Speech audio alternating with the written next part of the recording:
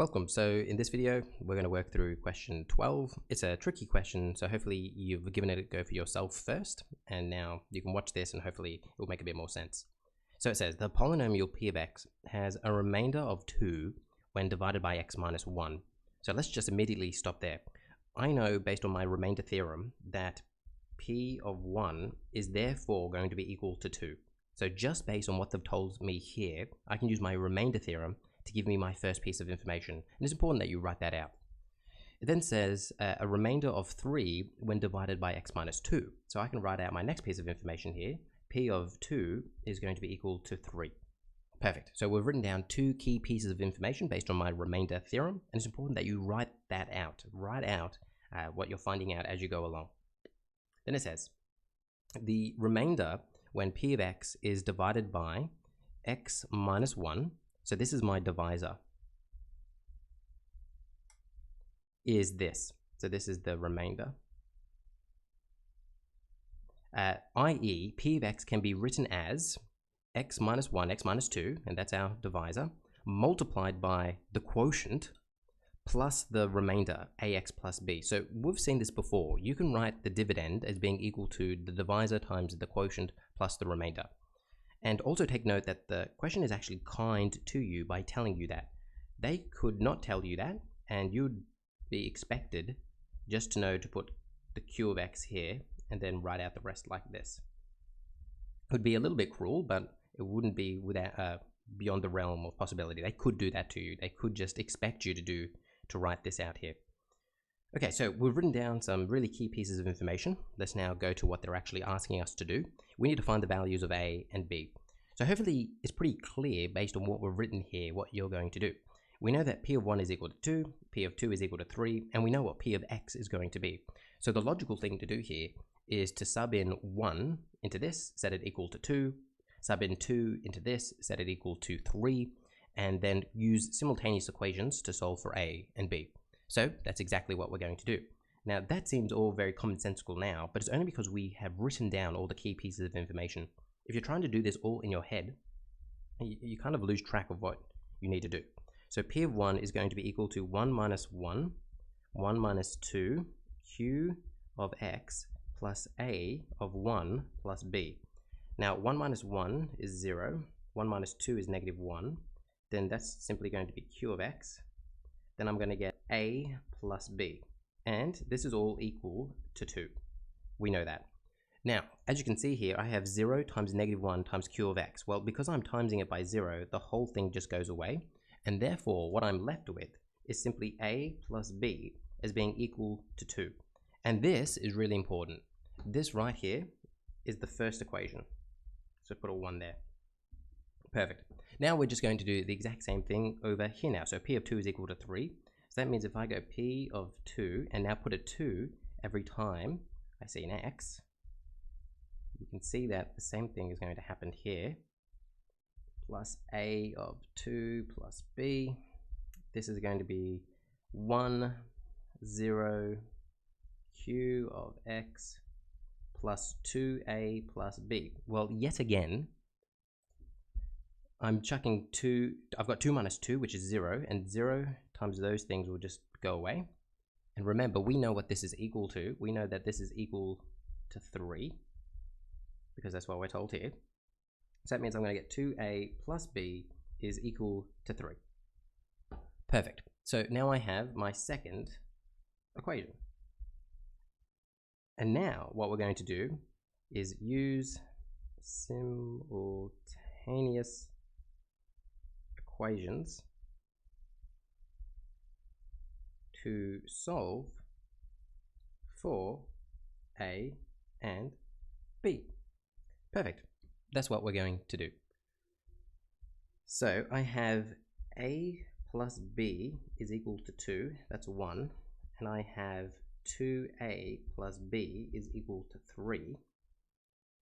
Let's go 2 minus 1. So if I go 2 minus 1, 2a minus a is just going to leave me with a. B minus b is going to just be 0. So that's going to be equal to 3 minus 2, which is 1. So therefore a is going to be equal to 1. And then what I would do to solve for b is sub a equal to 1 into 1. So that means I'm going to be left with 1 plus b is equal to 2, which means b is going to be equal to 1. So at the end of all of that, what we can therefore say,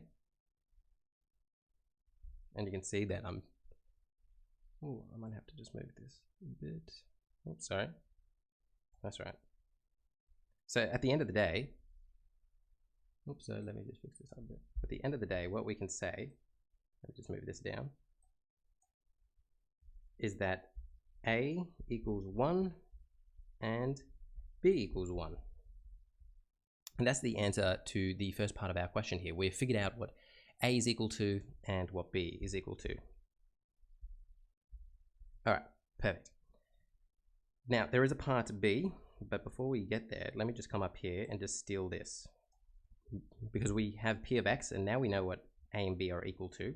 So what I'm going to come and do now is I'm just going to come here, and I know that a is equal to 1, so that's just going to be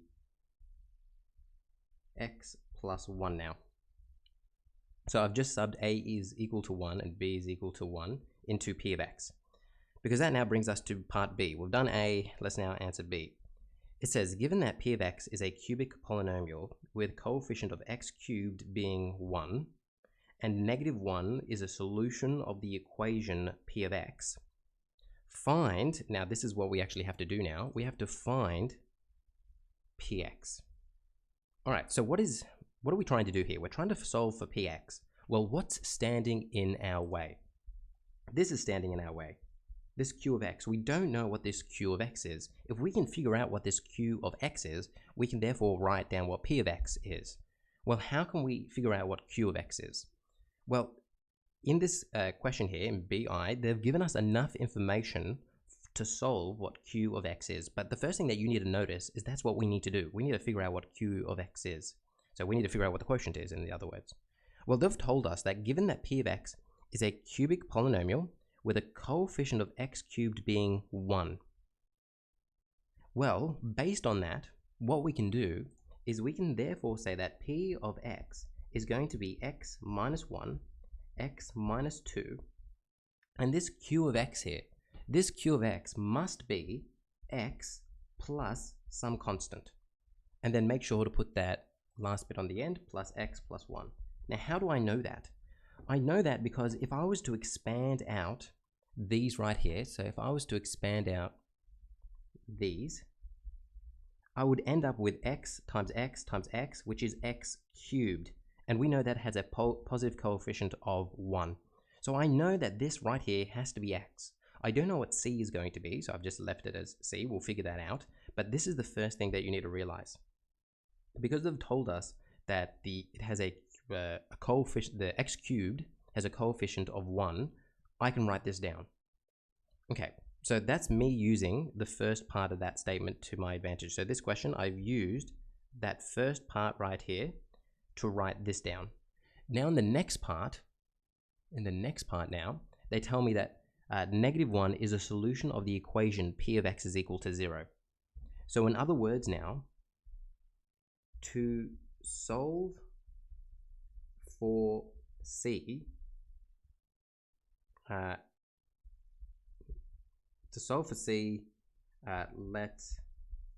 p of negative 1 be equal to 0. Or I could say that the other way around. I could say, but you know what I'm getting at here. I'm going to sub negative 1 into this because I know that's a solution to p of x is equal to 0, and I'm going to solve for c. So I'm going to go p of negative 1. That's going to be negative 1 minus 1, negative 1 minus 2, negative 1 plus c plus x plus 1, and that's going to be equal to 0. Okay, let's now tidy this up. This is going to be negative 2. This is going to be negative 3. This is going to be negative 1 plus c. This is going to be x plus 1 is equal to 0. This is going to be 6. Negative 1 plus c. Oh, I forgot to put in that this is negative 1, right? Because it's plus negative 1. And if that's negative 1 here, so this is now negative 1, well, negative 1 plus 1 is just going to go away, and I'm just left with this. I would then divide both sides by 6. And what I would end up with is therefore C is going to be equal to 1. So now I can come up here and I can take this. And remember, the question was asking us to solve for P of X. Well, if C is equal to 1, what that means is that this C here is, wait for it, equal to 1. And we have now solved for what P of X is. So that is our answer to this part right here. And I might even just move this down and just write that like that. Perfect. So we have solved for what C is, so P of X is equal to that right there. Perfect. All right, let's go to the next part here. So let's just kind of talk about what we've done so far. We've figured out A, we've figured out B. Now it says show that the equation P of X is equal to 0 has no other real solutions.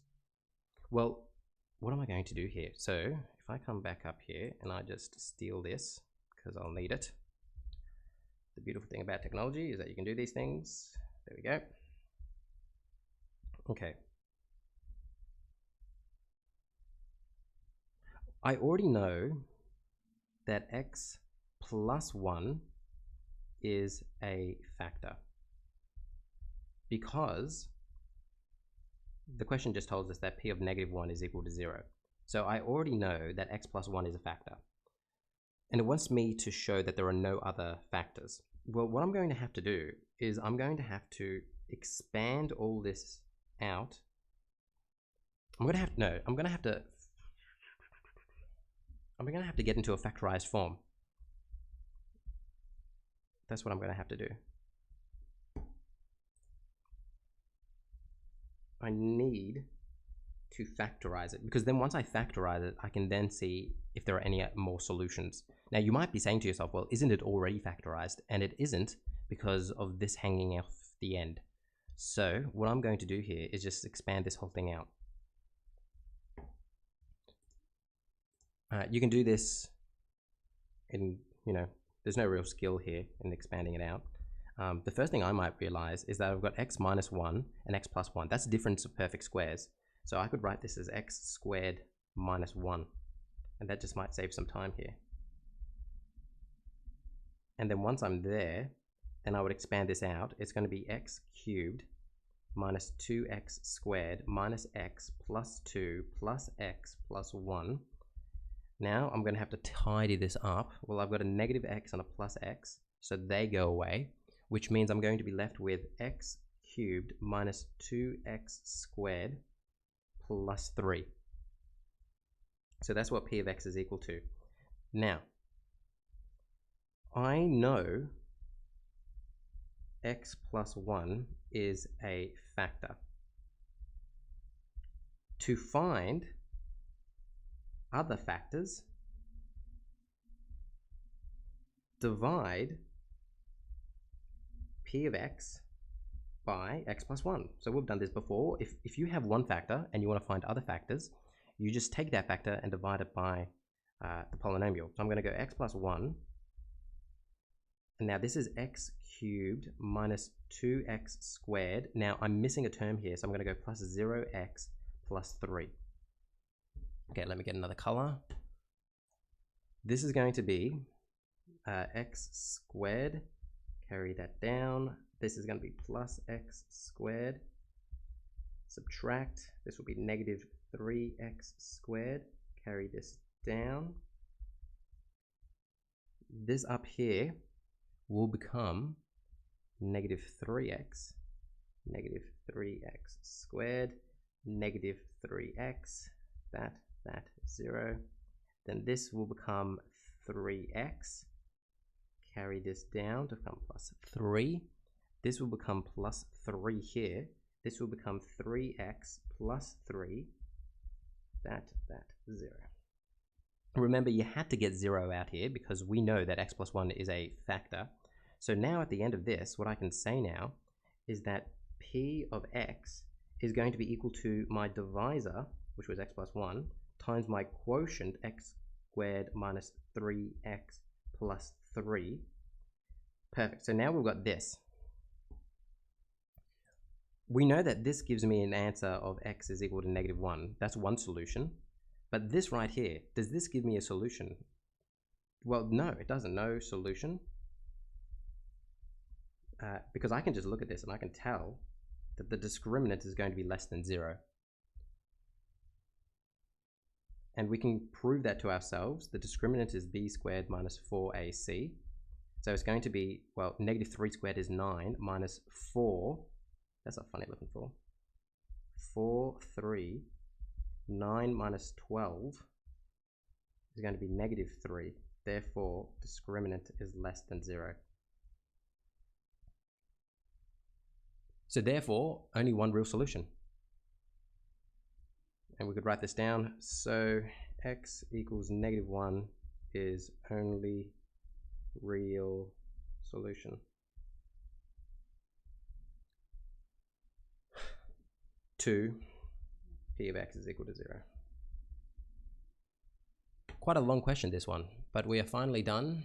Hopefully that makes sense. Let's kind of look back and marvel over how far we've come. So yeah, hopefully all that made sense of how I've approached this question. And just double checking I haven't made any mistakes. That's good. All right, hopefully that makes sense and you've enjoyed this question. Again, a really great question that really just gets you to think about what you're doing. It took 16 minutes, my goodness. All right, see you in the next video.